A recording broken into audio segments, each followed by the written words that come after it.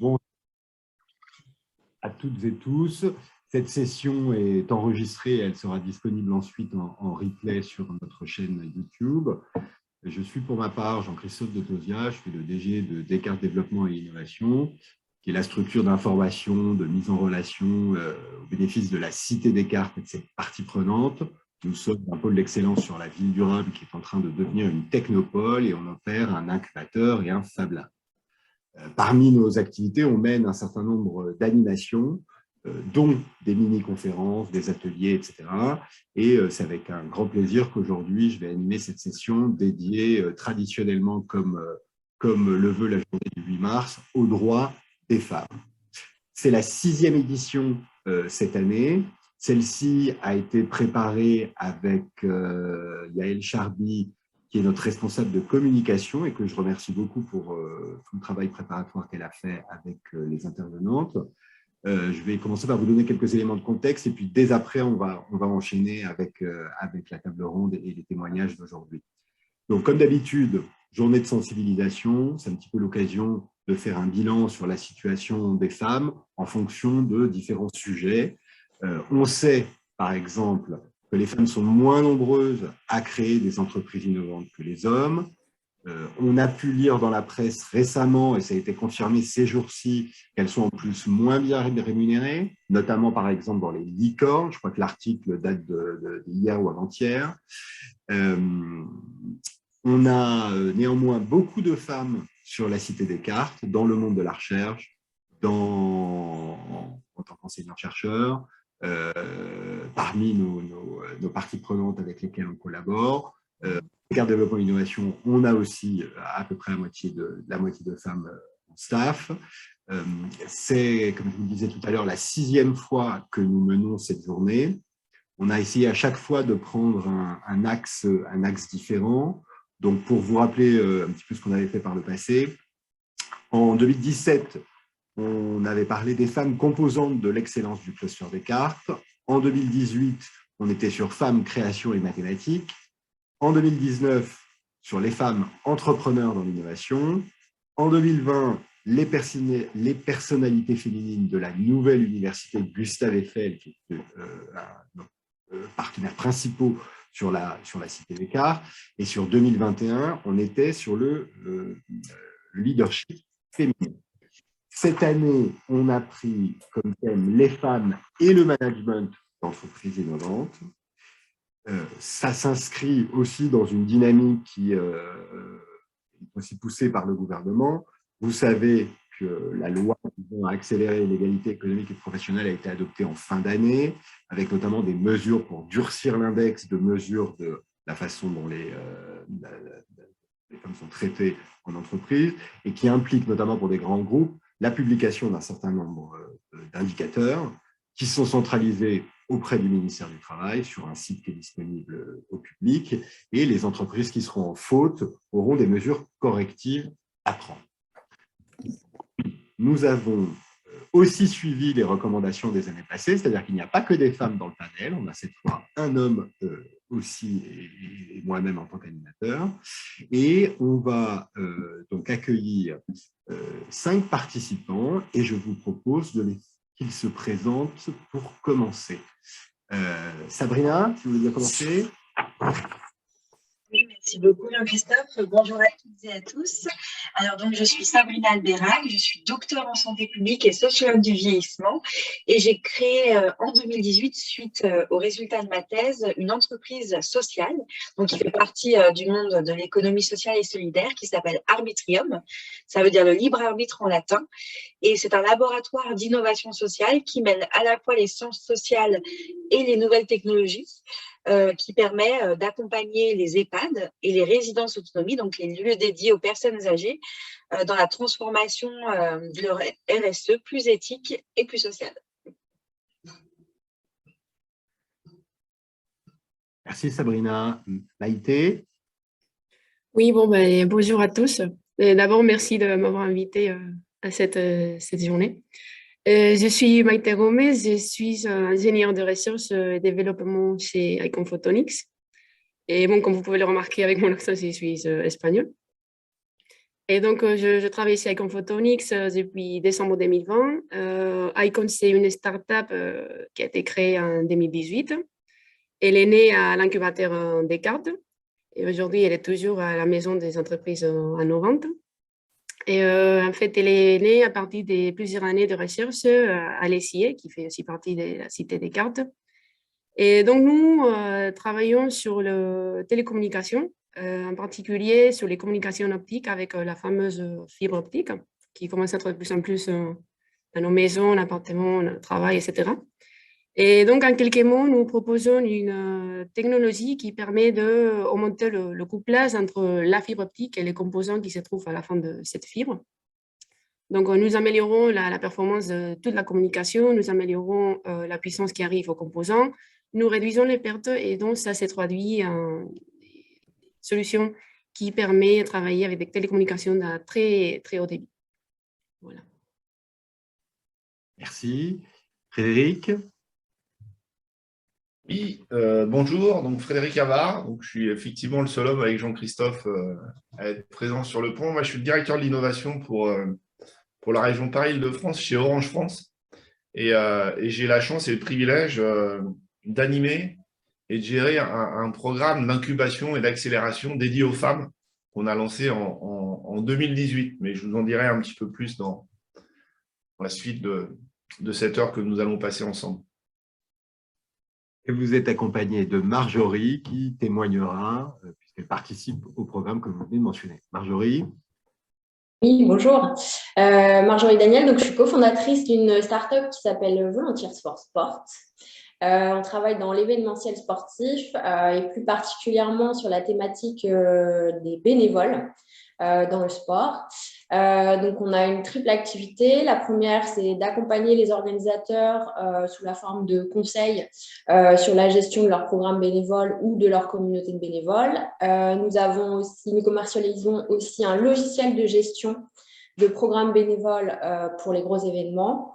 Et enfin, on a lancé une application fin janvier qui s'appelle Bénévole Connect et qui a pour but de mettre en relation toutes les personnes qui veulent faire du bénévolat avec les organisateurs qui ont besoin d'aide pour leurs événements. Merci. Pour animer la table ronde, on a préparé 8 questions sur lesquelles nos participants vont réagir. Si vous, dans l'audience, merci d'être présent, vous avez des questions ou des remarques, n'hésitez pas à les indiquer dans le chat, dans la discussion, et je les prendrai soit au fil de l'eau, soit à la fin en fonction des thèmes qui sont abordés.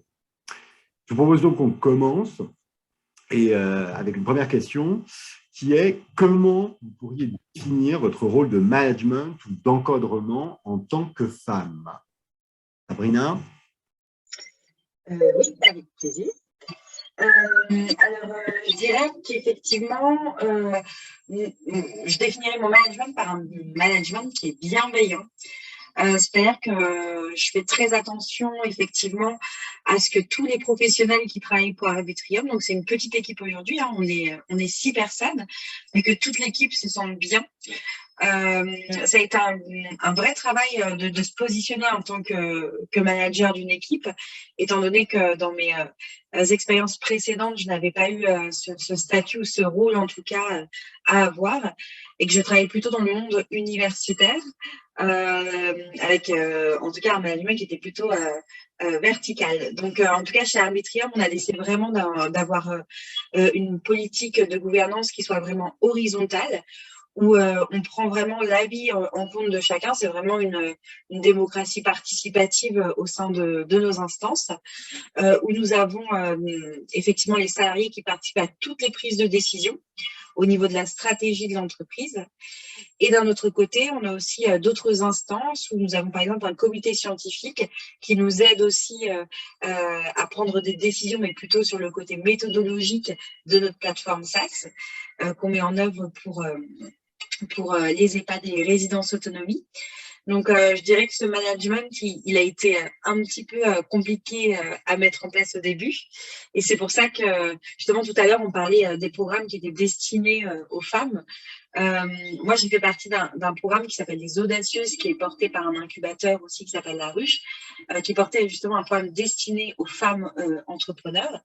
Et c'est grâce notamment à ce travail, à cette mise en avant des compétences que je pouvais avoir et que je ne soupçonnais pas, que j'ai réussi aussi à asseoir ma posture de manageuse et de dire aussi qu'effectivement, le fait d'être bienveillant, c'est pas du tout un défaut, en tout cas, pour mener à bien une entreprise et la faire aussi croître.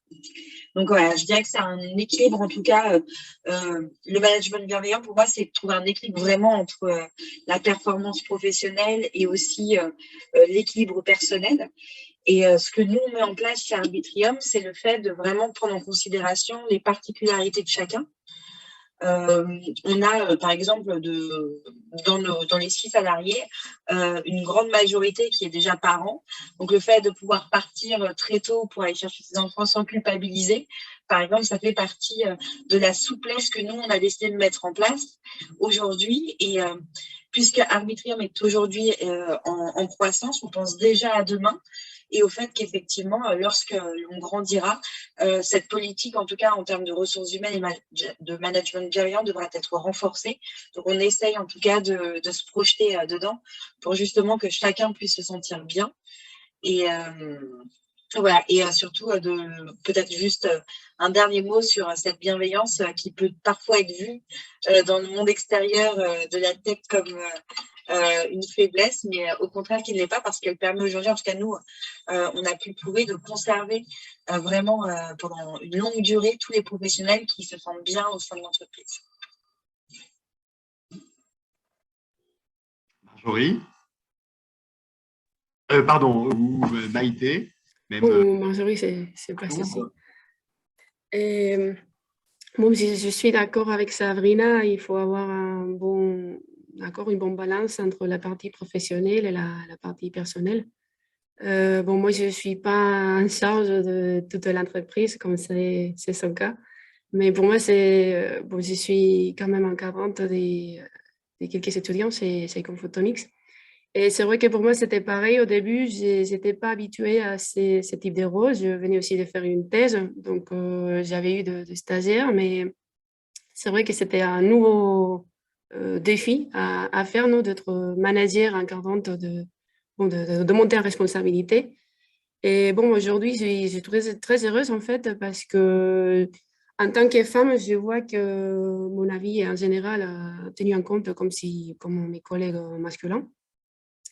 Donc, au niveau de cet encadrement, je crois qu'on est pas mal, au moins, c'est Conphotonics. Et c'est vrai que peut-être parfois, on est en charge d'un projet, et bon, on peut collaborer avec des partenaires externes. Et là, je vois parfois qu'en tant que femme, peut-être notre parole, elle n'est pas tenue en compte de manière si importante que si on était peut-être nos collègues masculins, peut-être. Mais bon, ça fait partie de l'encadrement aussi, de manager, de gérer avec différentes personnes avec lesquelles on travaille le jour à jour. Donc, voilà un peu ce que je peux dire à ces sujets. Merci. Sabrina, vous parliez, quand on a préparé la conférence, du syndrome de l'imposteur que vous avez pu ressentir à un moment. C'est quoi ce syndrome de l'imposteur, alors? Alors, oui, tout à fait. Le syndrome de l'imposteur, c'est un syndrome qui est beaucoup présent, notamment dans le monde de la recherche. Quand on réalise des thèses et qu'on interroge les doctorants, donc on se demande tous ce qu'on fait là, pourquoi est-ce qu'on a été choisi, est-ce qu'on a une vraie légitimité finalement à faire de la recherche. Et c'est un syndrome qui est beaucoup plus présent chez les femmes doctorantes que chez les hommes, étrangement. Et ce syndrome, en tout cas, chez moi, il a persisté aussi dans le monde de l'entrepreneuriat.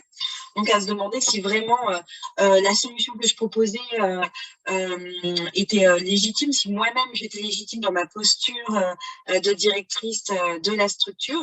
Et c'est vrai que, par exemple, au tout début, lorsqu'on était face à des investisseurs ou à des mentors, on avait parce que chez l'Eco, nous sommes 3 fondateurs chez Arbitrium, dont un développeur homme.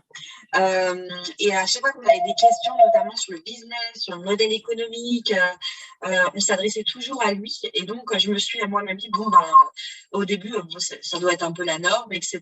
Et je me suis moi-même remise en question sur mes compétences en termes de gestion d'entreprise. Alors que non, c'est quelque chose que je maîtrise aujourd'hui. J'ai appris à le faire en tout cas. Mais ce syndrome de l'imposteur, c'est le fait de se dire qu'on n'est pas légitime pour avoir une fonction et que finalement, on est un peu là par hasard.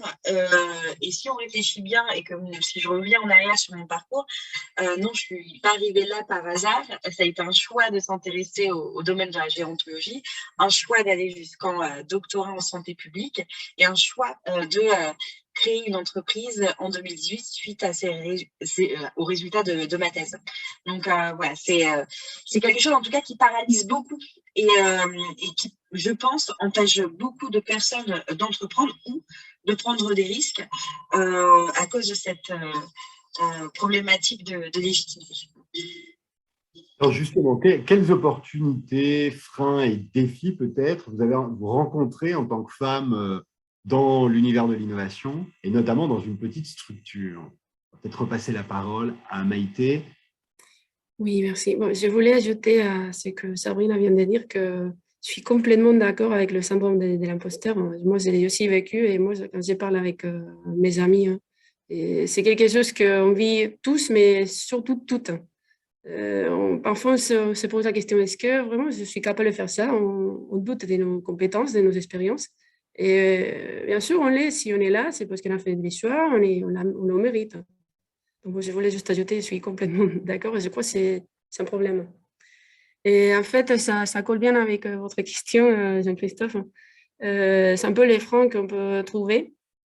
En tant que femme, dans un univers un peu innovant, une petite structure, c'est que, au moins, moi, je doute. Parfois, je n'ai pas assez confiance. Et je crois que c'est quelque chose qui vient de manière un peu culturelle. On n'a pas assez confiance en nous-mêmes, on hésite, on n'est pas sûr, parfois on ne se croit pas capable.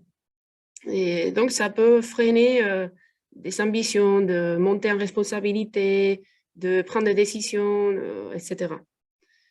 Et, donc, voilà un peu pour ce qui nous concerne nous-mêmes. Après, comme je disais avant, c'est vrai que bon, moi, je travaille dans le domaine de la technologie. Et un autre frein que j'ai trouvé, cette opportunité, si vous voulez le voir comme ça, c'est qu'il n'y a pas beaucoup de femmes. Donc, cette manque d'un rôle féminin peut gêner éventuellement à des femmes à se dire, bon, peut-être ce monde, il n'est pas pour nous. Ou peut-être on n'est pas capable de travailler à ces domaines. Voilà, des choses comme ça. C'est aussi une opportunité pour moi. Je suis très fière de travailler dans le domaine auquel je travaille parce que je montre aussi aux filles, aux petits enfants, que, voilà, que c'est possible. Alors, vous aviez aussi mentionné que souvent, quand on est une femme, en fait, on est obligé de mettre sa carrière en pause à un moment en somme, puisque vous êtes une jeune maman. Sabrina, vous, les défis, opportunités, freins que vous avez rencontrés, quels sont-ils? Des freins, je dirais que c'est lié aussi à ce dont j'ai parlé tout à l'heure sur votre question sur le management, quand je vous ai dit que c'est un management bienveillant. Ça fait partie aussi d'une personnalité, en tout cas de ma personnalité, d'être bienveillante, d'être enthousiaste et d'être à l'écoute. Et ça peut être vu comme de la naïveté parfois. Et je dirais que ça a été un frein. Donc, on m'a souvent reproché au début d'être dans un monde de bisounours parce que l'envie de changer les choses, le fait d'y croire aussi. Mais c'est pas juste une envie, c'est aussi le fait de mettre des moyens en œuvre pour y arriver, ce qui fait la différence avec de la naïveté. Voilà, un autre frein, je dirais, c'est aussi, là, pour le coup, c'est très, on va dire, environnemental, dans le sens où il y a encore beaucoup de paternalisme, je dirais, et qui là aussi peut être associé à de la bienveillance, et qui malheureusement, en tout cas, peut impacter aussi notre confiance en nous, où vous avez des personnes effectivement qui, pour votre bien, vont vouloir prendre des décisions à votre place ou penser à votre place. Donc ça, effectivement, c'est quelque chose que je vis encore régulièrement, en tout cas. Donc, tu ne sais pas ou vous ne savez pas et je vais vous aider à comprendre les choses. Et parfois même dans mon propre secteur ou dans mon propre domaine d'expertise, où vous avez des personnes qui ne font pas partie de ce domaine d'expertise et qui vont vous apprendre du coup comment ça fonctionne. Donc, j'ai envie de dire qu'effectivement, ce paternalisme, il est encore très présent. Donc, ça, c'est un des freins. Et le frein, c'est que comme au départ, on est toute jeune entrepreneuse et qu'on ne sait pas comment les choses fonctionnent, là encore, on se dit que c'est normal, etc. Et puis, au fur et à mesure, on prend un petit peu aussi de force et de confiance en soi en disant que non, c'est pas normal qu'une personne nous accompagne dans notre domaine d'expertise quand il n'y est pas, par exemple. Donc, les autres freins, je dirais aussi, c'est que nous, on a voulu dès le départ avoir une vraie politique aussi engagée en termes, par exemple, de politique salariale pour embaucher des femmes, notamment dans la tech, et qu'on a eu des difficultés aussi à recruter énormément, notamment concernant les développeuses. Pour notre plateforme SaaS. Et du coup, c'est aussi de se dire, OK, un frein, un obstacle, mais quelle solution possible? Et je voulais aussi souligner du coup l'action qui a été mise en œuvre par le cofondateur d'Arbitrium qui s'appelle Stéphane, qui lui a décidé de s'engager justement dans la formation bénévolement de personnes qui se réorientent professionnellement pour les accompagner justement vers le développement de compétences en termes de développement numérique. Donc voilà, pour justement se dire, OK, on ne trouve pas de femmes, eh bien on va aider des femmes à en tout cas, avoir une expérience dans ce domaine-là pour pouvoir ensuite les recruter au sein de notre entreprise. Et au niveau des opportunités, c'est lié aussi au frein. Donc, comme je vous l'ai dit, le fait d'être bienveillant et empathique, ça peut être vu par certains comme une faiblesse et par d'autres, au contraire, comme une qualité. Parce qu'aujourd'hui, je sais que ce qui plaît chez Arbitrium, parce que finalement, on engage aussi des personnes qui nous ressemblent, même s'il faut une grande diversité. On a ce côté aussi très abordable qui plaît en tout cas à nos clients, aux utilisateurs qui aiment travailler avec nous justement pour cette bienveillance. Le fait qu'on travaille avec beaucoup d'humilité, ça plaît aussi énormément. Voilà, donc je dirais ces choses-là pour les freins et les opportunités. Peut-être une dernière chose, excusez-moi, pour les opportunités. C'est vrai que je vous ai dit on est effectivement dans le domaine de la tech, mais on est aussi dans le domaine du care où on prend soin des personnes âgées via les applications qu'on met en place. Et du coup, le fait d'être dans le domaine du care, il y a quand même, je pense, dans l'inconscient collectif, le fait que les femmes, effectivement, sont dans ce rôle du care et du coup, avoir une femme dirigeante d'entreprise dans le domaine du care, c'est pas non plus choquant ou en tout cas surprenant pour d'autres. Merci Sabrina. Ça ne vous ennuie pas de parler juste un tout petit peu plus loin de votre micro parce qu'on a comme un espèce d'écho de son métallique. Et on continue. Chez Arbitrium, il y a combien de femmes qui siègent dans vos instances de direction ou de gestion? Est-ce que ça va au niveau du son? C'est un peu mieux? J'essaierai de trouver une solution quand. Du coup, nous, on a un comité scientifique qui est composé donc de 2 femmes et d'un homme. On a ensuite un comité stratégique qui est composé d'une grande majorité de femmes. Donc, on a 2 hommes dans cette instance et 7 femmes. Et ensuite, au sein des salariés, on est actuellement à 3 femmes et 3 hommes. Donc, parité parfaite de ce côté-là. Chez Icon, Maïté? Alors, nous, par contre, ce n'est pas le cas, malheureusement. Nous sommes, bon, il y a 3 partenaires chez Icon. Après, on est 2 ingénieurs, donc un collègue et moi, 2 apprentis et un étudiant de thèse. Et parmi nous, je suis malheureusement la seule femme. Et moi, je crois que ça, c'est un peu une empreinte de ce que je disais tout à l'heure.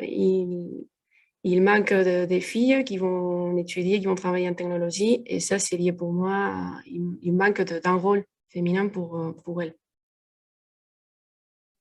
Il y a toujours un problème dans le domaine. Oui, on essaye de. Il y a beaucoup de gens qui essayent de pousser au fait qu'il y ait davantage de parité, mais c'est vrai que dans les métiers techniques, dans les startups, dans le monde de la recherche, etc. Et même, ça remonte d'ailleurs au monde de l'éducation, en fait. Hein, dans les filières d'ingénieurs, je crois que ça s'améliore, mais il y a encore une majorité d'hommes. Quelle est votre plus grande fierté en termes de réalisation, Sabrina? J'ai 2 grandes fiertés. La première, c'est le premier contrat qu'on a signé chez Arbitrium. Donc, on a mené une expérimentation sur 3 établissements de la Croix-Rouge française. Et suite à cette expérimentation, eh bien, la Croix-Rouge française a décidé de signer un contrat sur 3 ans avec nous pour déployer notre outil aux 43 établissements de la Croix-Rouge française. Donc voilà, ça c'est déjà une belle fierté. Et la deuxième fierté, c'est ce que je me dis tous les jours en me levant, c'est le fait d'avoir créé 6 emplois. Je trouve ça, à chaque fois, je trouve ça assez dingue de me dire qu'effectivement, avec au départ ce qui était dans un coin de tête, puis ensuite épaulé par les autres cofondateurs, eh bien, on a réussi à créer de l'emploi. Et ça, je pense que c'est une vraie réussite de se dire que toutes ces personnes comptent aussi sur nous pour être motivés dans leur travail, épanouis et sécurisés aussi. Eh bien, c'est une vraie motivation quotidienne. Et chez Icon, Maïté, pour vous Alors pour moi, plutôt personnellement, j'ai 2 fiertés aussi. La première, c'est ma thèse. Je l'ai fait entre 2 laboratoires, à l'Université de Bordeaux et avec un autre laboratoire en Espagne, à Barcelone. Et donc, pour moi, la fierté, c'est d'avoir fini, avoir géré les 2 laboratoires, les 2 équipes, 2 systèmes de travail différents. Et aussi, bon, l'avoir écrit en anglais, mais sachant que je travaille en France en français et en Espagne en espagnol. Donc, bon, toutes ces gestions des langues, travail, résultats, etc., à la fin, avoir réussi à l'avoir, c'est une des mes meilleures fiertés de toute ma vie. Et la deuxième, ça venait après. En fait, c'était un peu de sortir de ma zone de confort. Moi, un peu comme Sabrina, j'étais toujours à la partie académique de recherche. Donc, moi, je voulais basculer vers un domaine plutôt industriel pour appliquer mon expertise, mes connaissances. Et le fait d'avoir réussi de travailler aujourd'hui dans une start-up qui fait la transition, non, entre la recherche fondamentale et la production et l'industrie, bon, pour moi, c'est un signe de quoi ma carrière, pour l'instant, elle est réussite. J'espère que le futur, ça sera pareil. Et voilà, en tant que femme aussi, de trouver un poste en industrie, c'est qui n'est pas donné parfois. Et donc, voilà. Et alors, est-ce que depuis le début de votre carrière, d'ailleurs pas forcément dans les entreprises dans lesquelles vous travaillez aujourd'hui, vous constatez une évolution de mentalité, davantage de femmes autour de vous professionnellement, etc. Je commence ou je laisse ouais. Bon, et moi, ça fait pas longtemps que je travaille, ça fait 5 ans plus ou moins. Donc, je crois que j'ai pas eu le temps de voir beaucoup de différences. Mais j'ai réfléchi beaucoup à ces sujets et je vois plusieurs choses. C'est vrai qu'on les améliore. D'abord, c'est ce type de journée. Je crois que de plus en plus, on organise des journées, de mettre en valeur les rôles des femmes, d'inclure les femmes je sais pas, en sciences qui me touchent, mais aussi en gestion, etc. Non, pour faire partie à toute la société et qu'il existe toujours une disparité au travail au moins, entre hommes et femmes. Donc ça, c'est une première chose que j'ai remarqué. Et deuxième point, je crois on voit de plus en plus des postes de responsabilités menés par des femmes. Donc, par exemple, en politique, en France, je peux vous dire aussi en Espagne, de plus en plus, on a plus de ministres, dans les conseils régionaux, aussi à l'Union européenne. Et là, je crois que c'est un bon signe qu'on voit dans la bonne adresse, la bonne direction d'inclure les femmes, les tenir en compte, leurs paroles, etc. Et bien sûr, bon, bien sûr, c'est pas avoir que des femmes, mais des organisations avec une diversité, ben, c'est toujours mieux avoir la parole, l'avis de tout le monde. Sabrina, vous avez vu une évolution? Alors, c'est un peu compliqué, c'est complexe. Je dirais, j'ai assez. Je trouve que l'évolution, elle est assez limitée. En revanche, il y a une chose qui a changé, en tout cas depuis que je suis dans l'entrepreneuriat, c'est le nombre, en tout cas, de programmes qui sont dédiés aux femmes qui entreprennent, des programmes qui sont utiles. Puisque nous, en tout cas, moi, ce type de programme m'a aidé, en tout cas, pour entreprendre. Donc, et le fait qu'effectivement, il y ait de plus en plus de solidarité aussi de femmes et de collectifs de femmes qui se montent justement pour s'entraider, faire aussi de la paire aidance en termes d'entrepreneuriat.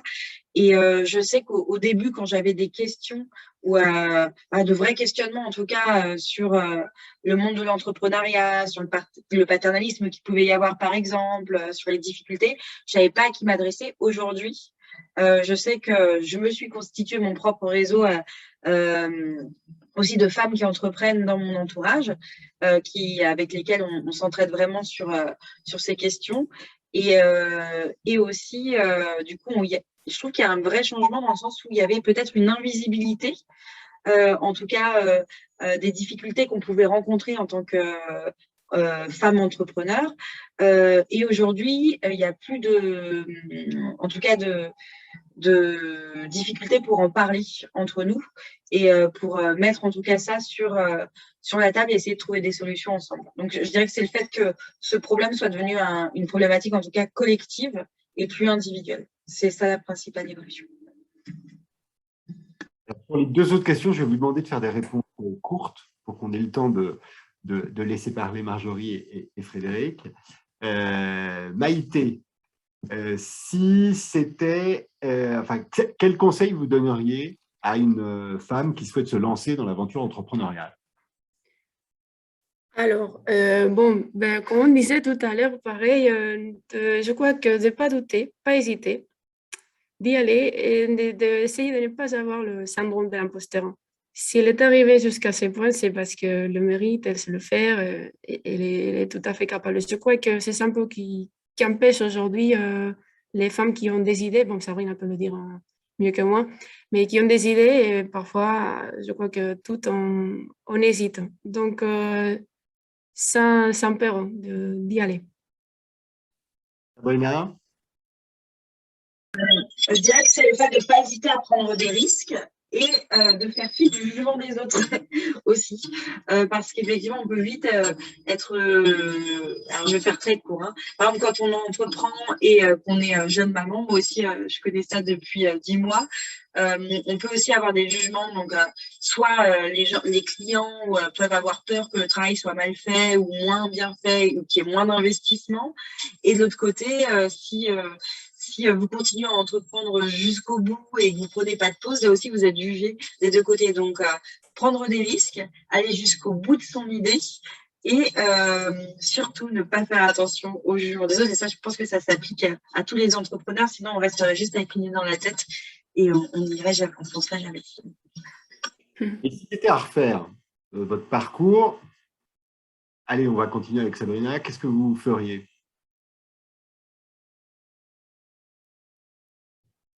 Ou Maïté, si vous voulez commencer. Oui, moi, je ferais pareil. J'étais toujours très bien accueillie dans mes laboratoires et secteurs de travail. Donc, je referais. Peut-être, comme je dis toujours, je crois que c'est un peu mon défi. J'hésiterai un peu moins et je prendrai plus de risques. C'est pareil pour vous, Sabrina, si c'était à refaire, en fait, vous referiez la même chose. Je pense que je referais la même chose. La vie d'entrepreneur, c'est des hauts et des bas permanents. Des hauts où on se sent très, très fort et des bas où on a envie de tout abandonner. Donc, il faut vraiment tenir moralement. Mais non, je ferais exactement la même chose. Et il y a une chose qui a changé, c'est que vous m'auriez posé cette question il y a quelques mois ou une année de ça, je vous aurais dit que si ça s'arrêtait demain, je l'aurais vraiment très mal vécu. Aujourd'hui, je me dis aucun regret. Vu le nombre de compétences que cette aventure m'a apporté, ça a été et ce sera une réussite, quoi qu'il advienne d'Arbitrium par la suite. Alors, j'ai une dernière question, mais on la gardera pour la fin, de façon à ce que Marjorie puisse réagir aussi. On va enchaîner avec Frédéric. Si tu veux bien nous présenter le programme que tu opères d'incubation et d'accélération avec Orange, s'il te plaît.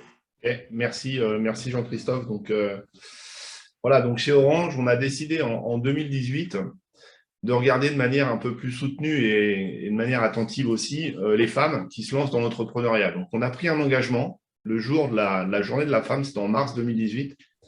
Donc, il y a une particularité chez Orange, qui est une société du numérique, télécom, beaucoup d'ingénieurs. La présidente d'Orange France est une femme.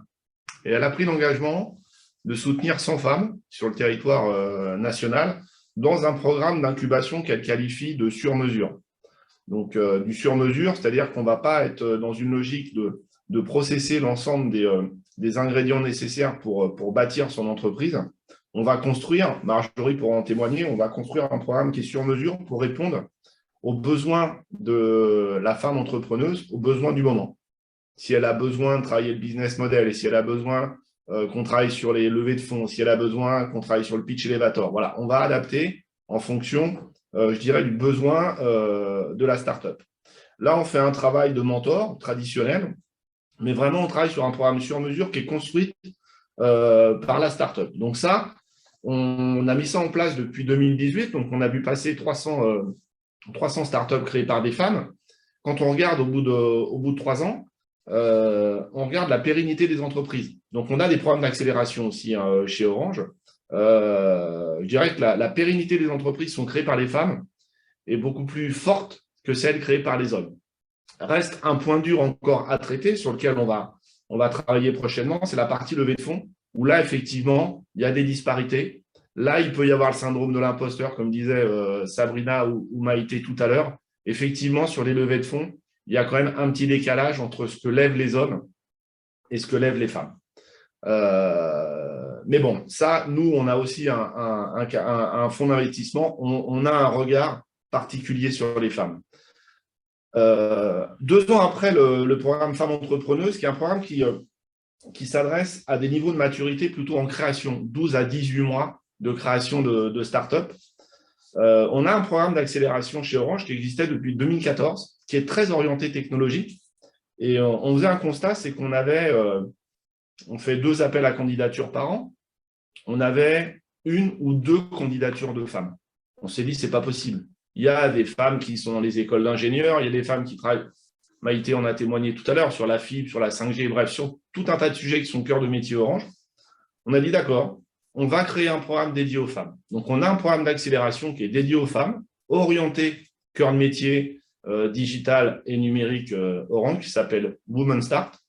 On en est à la 2e saison et on fait le même constat. Le même constat en termes de pérennité, en termes de croissance. La dynamique de croissance est plus importante pour les femmes qui viennent dans ce programme et cette phase d'accélération est plus rapide. Donc, vraiment, on ne regrette pas d'avoir fait un focus aussi sur notre programme d'accélération dédié aux femmes. Donc, on a un programme qui est un peu généraliste, qui est Femmes Entrepreneuses, que je m'occupe, qui est plus dans cette logique d'incubation sur mesure. Et on a un programme d'accélération qui est dédié à des niveaux de maturité un petit peu après, pour des startups qui ont déjà un produit, où le marché a déjà été testé, des POC ont été faits, où là, on est sur un objectif unique, c'est d'accélérer le business. Donc, globalement, on prend un engagement, c'est de signer un beau contrat avec cette startup. Cet objectif-là, on le tient pas plus facilement, mais dans des délais plus courts, avec les femmes qui rejoignent ce programme qu'avec les hommes.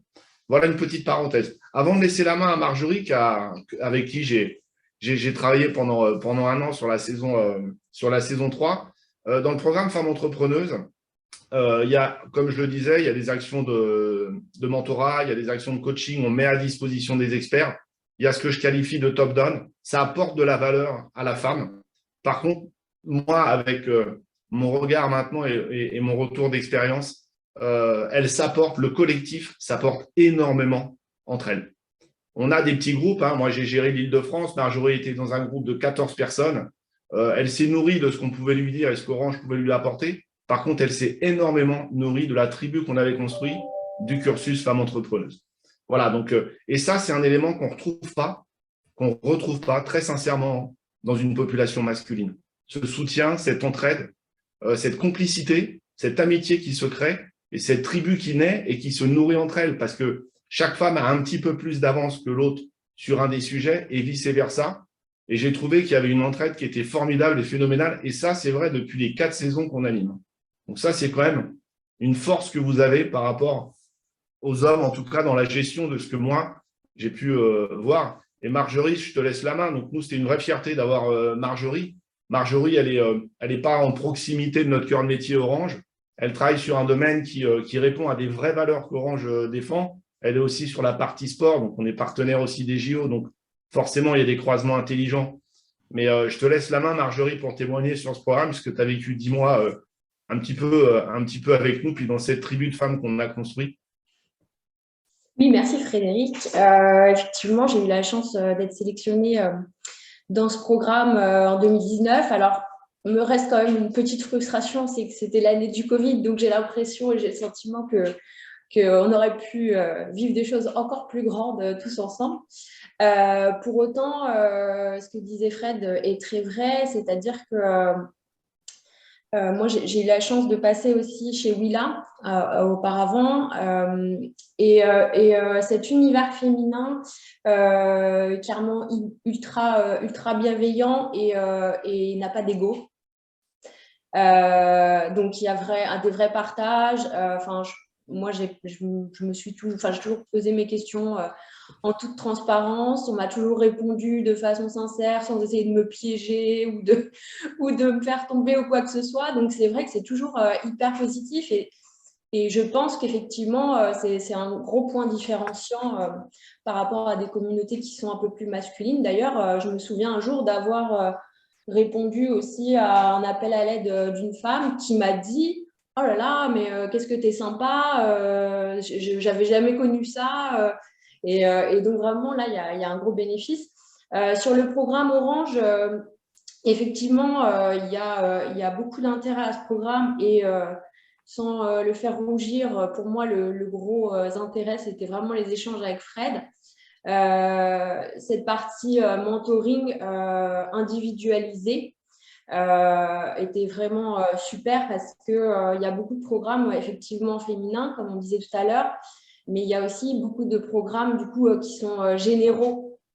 Donc, pour démarrer de l'information théorique et générale, c'est très bien, mais il y a un moment donné où ça trouve ses limites finalement parce qu'on on rentre dans le dur, on rentre dans notre cas de figure et on ne trouve pas forcément toujours les solutions dans ces travaux de groupe, on va dire, plus généralistes. Donc vraiment, le travail de mentoring de Fred est excellent et surtout ne s'arrête pas à la fin du programme. Donc ça, c'est le gros bénéfice aussi, c'est qu'il est toujours à dispo pour nous aider, pour échanger, et ça, c'est une grosse valeur ajoutée. Jean-Christophe, je voudrais rajouter une petite chose, parce que j'ai noté 2-3 petits mots. J'ai noté le syndrome de l'imposteur, j'ai noté le côté paternaliste, mais j'ai noté le côté manque de confiance en soi. Alors, moi, je vais quand même accompagner maintenant un grand nombre de startups. Je ne l'ai pas décelé, en tout cas. Je n'ai pas décelé.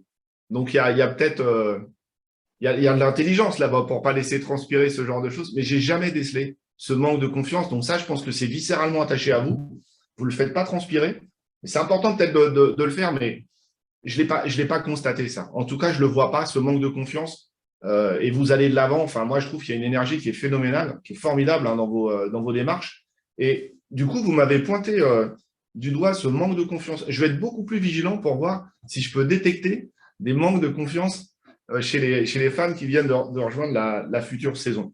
Je termine juste, Jean-Christophe, en disant qu'on a été un peu pionnier sur l'approche dédiée aux femmes. Il y a d'autres grands groupes avec qui je bosse aussi. Donc, c'est une vraie démarche qui est en train de s'orchestrer. Et voilà, on n'est pas aujourd'hui, Orange, les seuls à avoir un regard dédié et particulier sur les femmes qui créent des entreprises. Il y a d'autres grands groupes aussi qui s'y mettent. Je pense que ça, c'est en train de prendre corps et ça bouge bien du côté des femmes. Même si aujourd'hui, c'était la journée de la femme, c'est pratiquement tous les jours la journée de la femme. Mais voilà. Donc, moi, c'est l'occasion aujourd'hui pour témoigner de ça. J'ai une autre table ronde tout à l'heure pour dire la même chose. Mais voilà, Orange n'est pas le seul sur cet accompagnement féminin.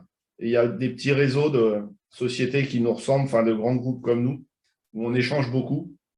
Donc, allez-y, quoi. Frappez aux portes. Nous, on est ravis de vous accompagner dans cette démarche. Marjorie, en 2 mots, vous nous dites ce que c'est Volunteer for Sport. Mais alors, très vite, s'il vous plaît. Donc, une start-up qui a été créée en mai 2019. On est sur le territoire Seine-et-Marnais, plutôt côté Grand Paris Sud, ou plutôt de l'autre côté de la Seine-et-Marne.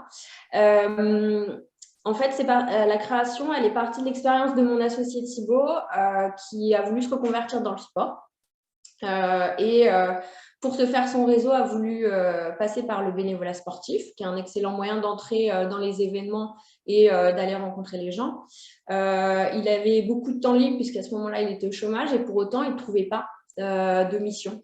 En cherchant sur Internet, bénévole sportif, bénévolat dans le sport, il ne trouvait rien, donc il était obligé d'aller fouiller sur les sites des fédérations, de se mettre des alertes. Enfin, c'était très compliqué. Et en fait, c'est vraiment le point de départ de la création de la start-up qui touche à la digitalisation en fait, dans le monde du sport, de se dire que les jeunes générations étant tout le temps sur Internet, forcément, le renouvellement du bénévolat dans le sport comme ailleurs passerait forcément par la création d'outils dédiés à cela sur le net. Donc, on a mis en place différentes actions, comme je vous disais tout à l'heure, et notamment notre action phare qui est cette appli Bénévole Connect qui met en relation donc les organisateurs d'événements qui cherchent des bénévoles et les personnes qui veulent aider pour participer aux événements. Merci beaucoup. On a une petite vidéo à vous montrer d'un programme qui s'appelle Willa, qui est un programme qui est très connu en France pour les femmes entrepreneurs. On va essayer de vous le diffuser. On n'est jamais à l'abri d'un petit souci technique, donc c'est Yael qui…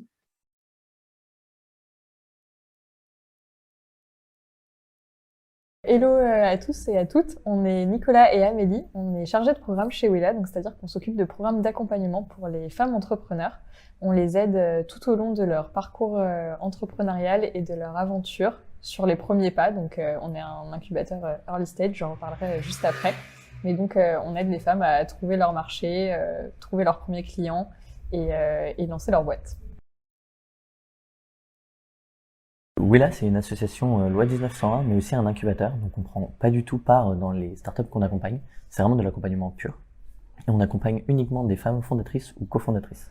Pourquoi Willa? Tout simplement parce que l'innovation, c'est encore un secteur très masculin et on a besoin de plus de femmes dans ce secteur-là, dans la tech, dans l'innovation, pour que les innovations qui arrivent pour le futur soient plus inclusives et puissent répondre aux besoins de la moitié de l'humanité et l'autre moitié.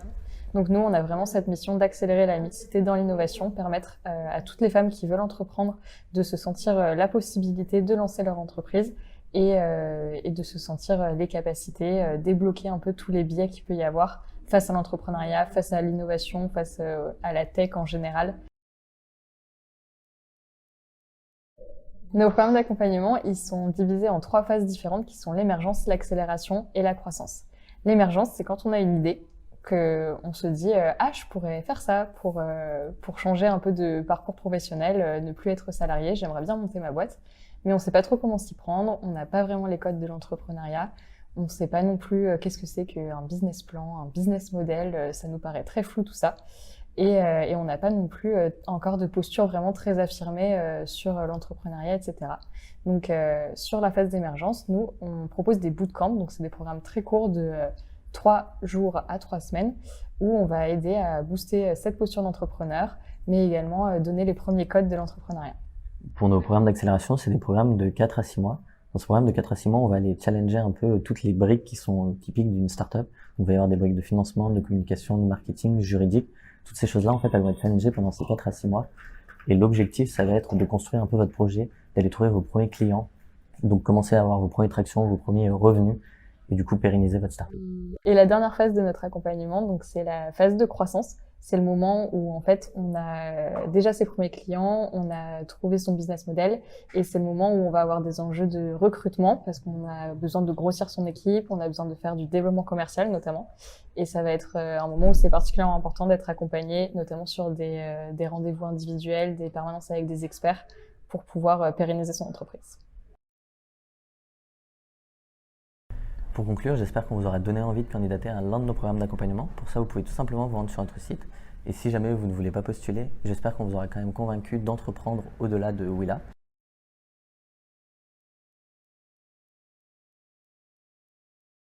Mais alors, dernière question à vous poser à toutes pour le coup. Alors, c'est la question la plus difficile de la journée. Qu'est-ce que ça vous inspire, ce thème de 2022? Je vais vous le relire.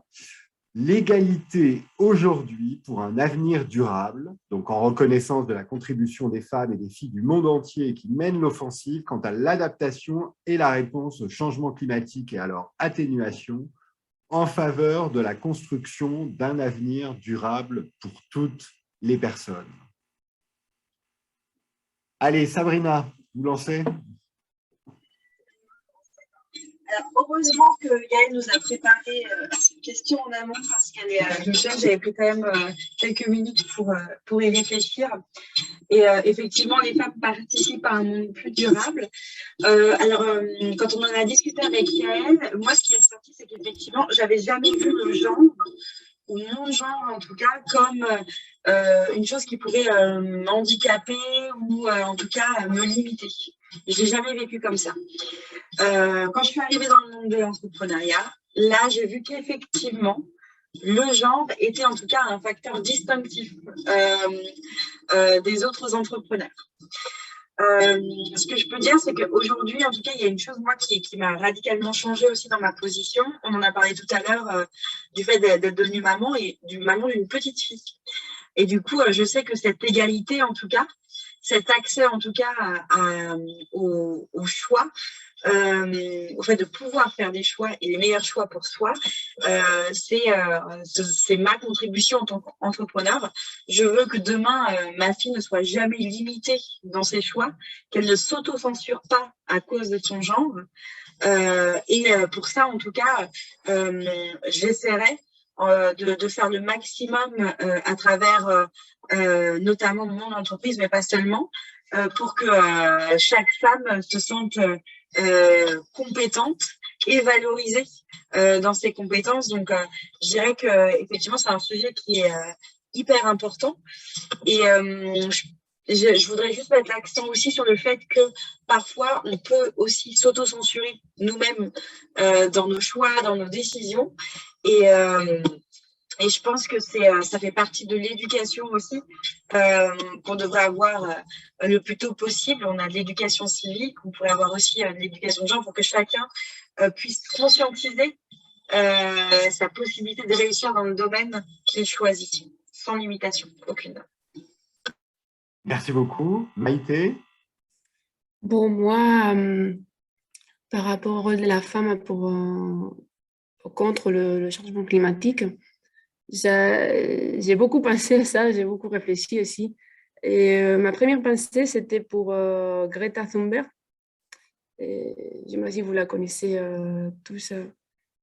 Cette fille adolescente, déjà, je crois, et qui avait un peu mené des manifestations un peu partout contre le changement climatique. Et en fait, je me suis rendu compte que en fait, c'est une fierté non, que cette personne soit une fille, qu'elle soit jeune et qu'elle soit connue par tous, que ce soit elle un peu qui à un moment donné un peu de crise, envoyer le message de dire ok, bon, ben, le monde, arrêtez-vous, il existe un problème.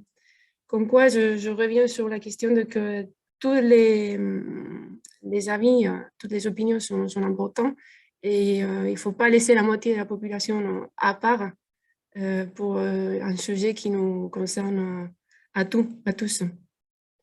Et après, bon, j'ai aussi réfléchi des jours qui se passent au quotidien, des choses qui se passent au quotidien, pardon. En tant que femme, je ne sais pas, c'est peut-être un cliché, c'est juste mon avis, mais je le laisse comme réflexion.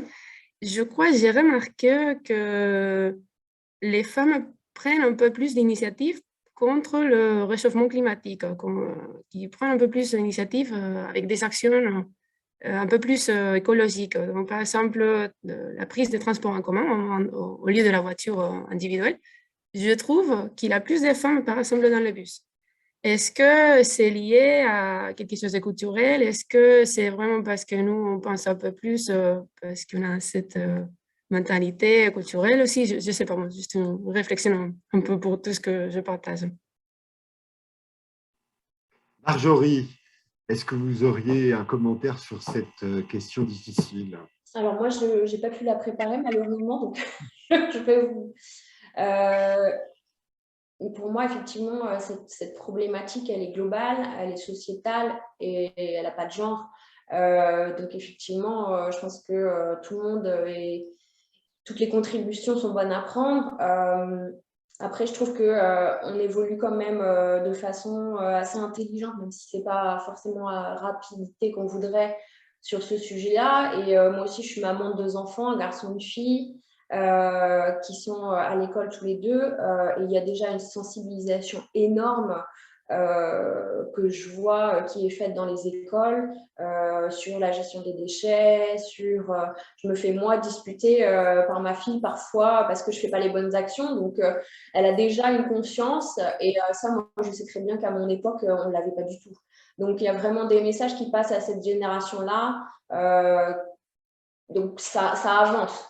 Est-ce que ça avance assez vite? Je ne suis pas sûre, mais au moins, voilà, il y a des bonnes pratiques et des bonnes idées qui leur sont inculquées dès le plus jeune âge. C'est plutôt rassurant. Après, comme disait Sabrina tout à l'heure, le fait de devenir parent, ça nous repose aussi dans un autre cadre. Et par rapport à l'égalité femmes-hommes, effectivement, j'ai la même position que Sabrina de dire que ma fille, j'espère bien qu'elle ne sera pas empêchée à l'avenir par son genre, mais je trouve qu'on a aussi une responsabilité envers les petits garçons. Et moi, je fais très attention aussi à ça, à essayer de faire passer des messages à mon fils voilà, par rapport à sa position, par rapport aux femmes. Il est un peu petit encore, hein. Il n'a que 5 ans, mais en tout cas, c'est un souhait que j'ai de l'éduquer dans le bon sens par rapport à ça, quoi. Merci beaucoup à toutes nos intervenantes et intervenants. Merci aux participants. Je vois qu'il n'y a pas de questions dans le chat, donc on est parfaitement à l'heure. On va se quitter ainsi sur ces jolies paroles de vous toutes. Je vous invite tous à ne pas hésiter à surveiller notre site pour voir les prochains ateliers, conférences, etc. On a notamment un Descartes Tour où on visite la Cité des Cartes dans quelques jours. Et la prochaine conférence aura lieu d'ici quelques temps. Et je vous invite à vraiment surveiller notre site parce qu'on a plein d'ateliers. Vous allez recevoir aussi un petit questionnaire de satisfaction. Vraiment, merci de bien vouloir répondre parce que ça permet toujours d'améliorer les choses pour la suite. Bon après-midi à toutes et tous et à très bientôt. Au revoir. Au revoir. Merci beaucoup.